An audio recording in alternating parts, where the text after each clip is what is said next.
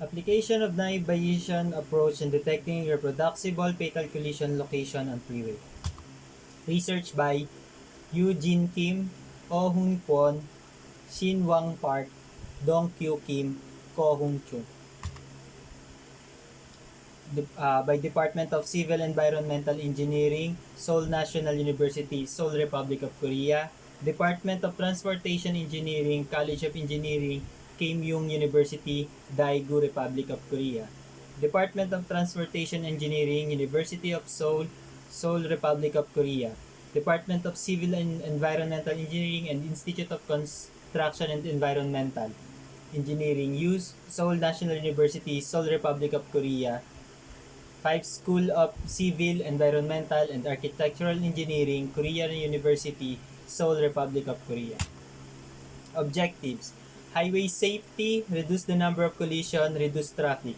This study develops systematic way of detecting reproducible fatal collision location in the naive Bayes approach and a continuous risk profile that estimate the true collisions risk by filtering out random noise in the data. The posterior probability of fatal collision being reproducible at a location estimated by the relationship between the spatial distribution of fatal collision location and the CRP. The objective of the proposed method is to identify sites where fatal collision are likely to occur within the next few years among sites with where a fatal collision had already occurred. Using the naive Bayes approach, the proposed method only evaluates the proximate measure of posterior probability of additional fatal collision occurring within subsequent years in the vicinities of the fatal collision reported in the reference year. This section describes the reproducible and non-reproducible fatal collision sites and the procedure used for estimating PMP. They gathered data based on the real experience in highway in USA and California. They used the graphical representation of the annual collision from year 2005 to year 2017. The participants of this research are all public roadways, motorists, commuters, private and public vehicles.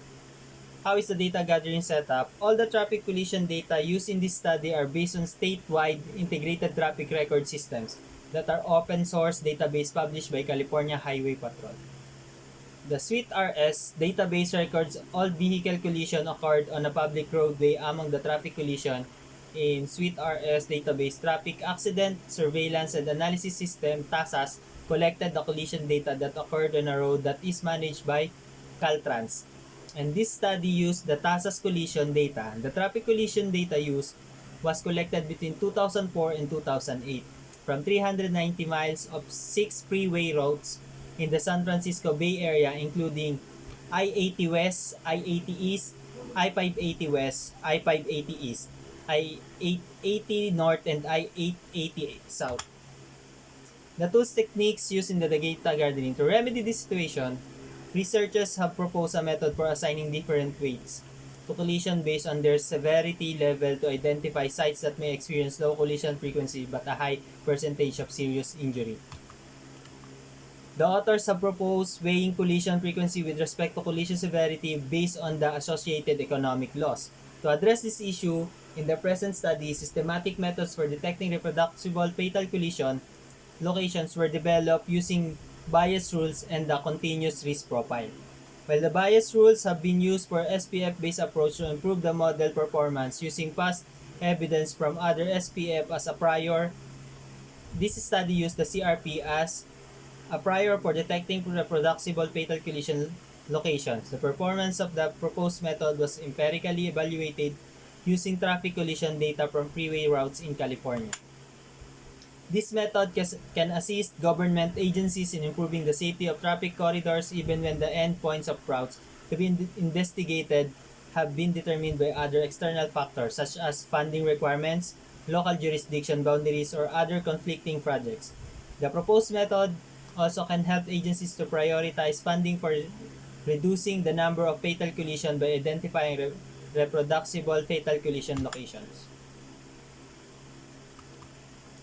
The performance of the proposed method is classifying sites as R based only on the data observed in the reference year was compared with that of a procedure that investigates fatal collision sites at random. The ad hoc site investigation procedure. To compare the proposed method with the SPF-based approach that uses the EB method, they applied recently developed SPFs to the study site to detect reproducible fatal collision sites. SPF-based approaches prioritize fatal collision location using PSI, which is the difference between the expected and observed collision frequencies. Kohn et al. Developed SPFs for each type of road group considering rural or urban, arterial or highway, and the number of lanes, and their SPFs were found to better fit the data for the study sites than the SPFs currently used by Caltrans. As an explanatory variable, Quant's SPF uses the average annual daily traffic volume, although other additional variables such as shoulder width and horizontal curves can improve the SPF performance. This study uses Quant's SPF for two reasons. Caltrans and practitioner currently use the simple types of SPS based on AADT and roadway group because developing its own database to keep track of the values of additional roadway information is cost prohibitive, and only traffic collision and AADT data are required to practical applications like the proposed method. Findings. State agencies are mandated to investigate the location of fatalities and serious injuries. However, most of existing methods for detecting high collision concentration location do not consider the severity of the collision, which results in agencies focusing on sites with a high frequency of property damage, only collision, while ignoring sites with higher percentage of injury and fatal collisions. Several previous studies have proposed methods for considering the severity of collisions by weighing them with respect to their associated economic losses or the use of the safety performance functions, calibrated to fatal and injury collision. However, these approaches can yield a high false positive rate because fatal collisions that occur randomly and rarely due to the fault of the drivers can still dwarf the weight of fatal collision or cause high variance in the SPF. Counter findings. Although advanced vehicle safety technology, advanced highway design, and surrogate safety measures have developed from the past, the number of total and fatal collision is still rising, which indicates that the HCCL still remains in the highway. The proposed method does not find the HCCL based on the complex human and environmental factors but finds that recurrent fatal collision locations using a probabilistic approach based on the location and the number of collisions. In the other word, the proposed method can be applied to the recent data since it does not depend on the complex influential factors that change over time. Nevertheless, a comparison of the proposed method with other methods using a recent dataset would be further research subject to verify generalized performance as the form of the likelihood function was assumed in the present study. Evaluating the performance of a different likelihood function will be the subject of future studies.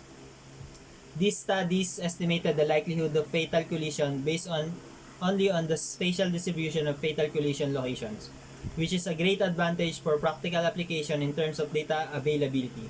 However, if significant fatal collision causative factors are identified, those factors could also be considered in the likelihood function. Therefore, evaluating the impact of other causative factors such as weather, roadway geometry, traffic characteristics, classifying sites as R, and other likelihood function that consider those factors will be subject of future study. The authors also plan to further evaluate the performance of the proposed method along rural highways or urban area where the characteristic of fatal collision can differ from those of this study.